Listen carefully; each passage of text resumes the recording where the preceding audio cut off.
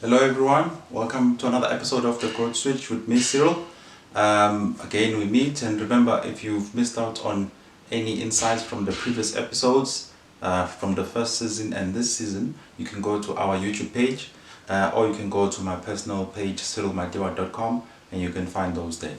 Remember, these are insights to help you on your journey practically as you take your next steps, as we look to empower you so that you can, have the necessary tools and knowledge to basically achieve your goals. Now, in this episode, we'll be talking about accountability and responsibility.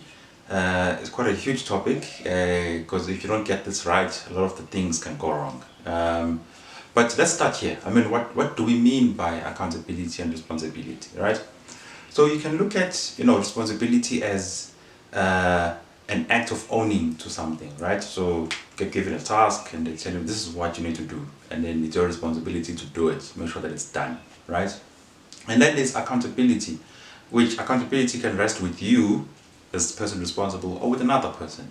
So, but accountability really is basically what happens afterwards, right?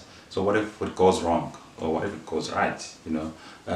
Who is accountable for that particular task to get done overall, right? So if I can make an example, right? So let's say you've got a work task. Someone comes to you and they say, I need this done, and you happen to have a team, right?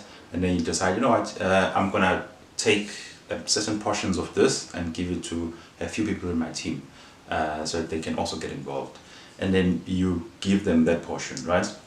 Now those people are now responsible for doing the portion that you've given them, right? But you are still accountable overall for delivery of this whole task to the person that came to you.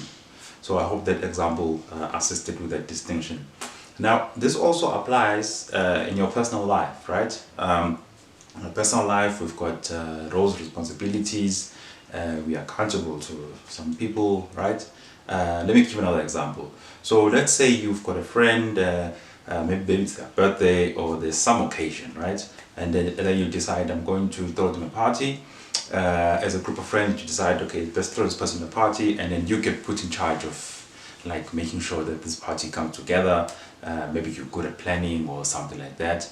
And then you decide, okay, what your other friends are going to do as part of this project that you're doing now, of this party. So your friends are responsible for whatever inputs there is. There might be someone music, because they've got good taste in music. There might be someone who's going to choose the cake, because they know someone who does a good cake, or they can do a cake, But you are still responsible for making sure this whole party comes together, right? So you can see, even in your personal life, these principles still apply, right?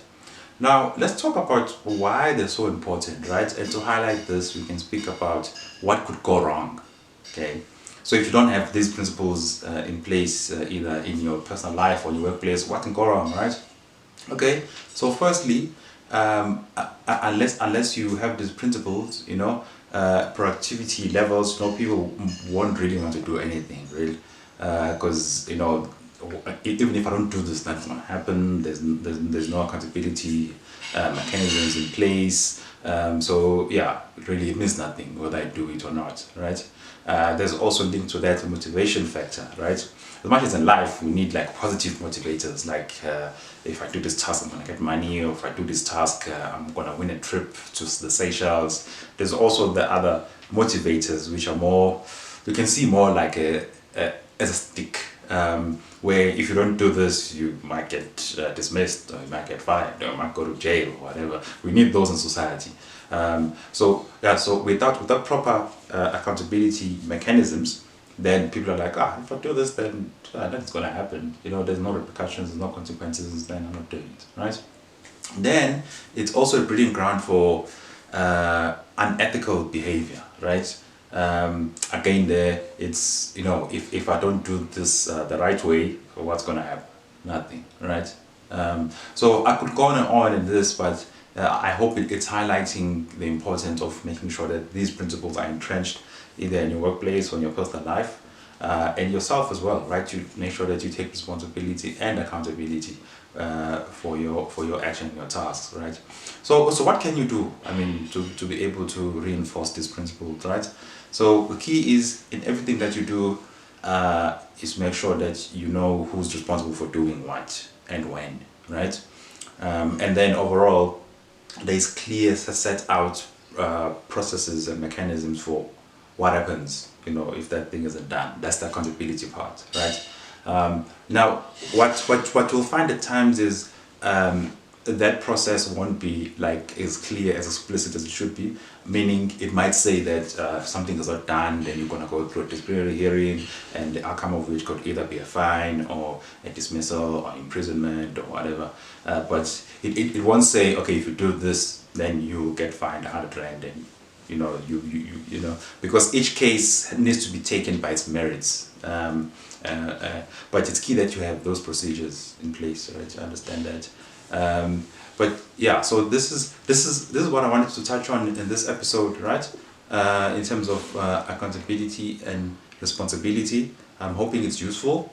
It's very key that as you go through your journey, these principles become part of your brand as well, right? You want to be known as someone who takes responsibility for their activities and their actions, and you want to be known as someone who is accountable. You own up, and say, that was my mistake. It was oversight, or I could have done better, and I will look to do better in future.